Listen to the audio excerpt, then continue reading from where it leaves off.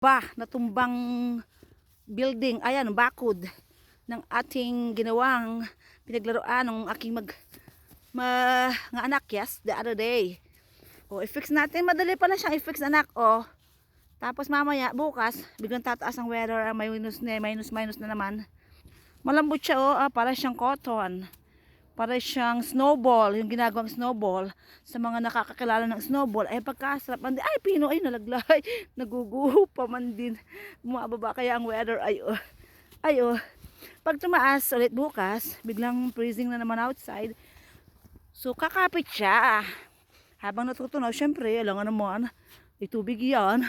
O, diba? Ay, patagilid na to. Kailangan natin ibangon. Tulungan natin sila. Oy, nasunod naman sila ay. Nasunod naman sila. Ngayon magandang gumawa ng snow blocks kasi nabuform siya. O, yan. O, diba? Yung isa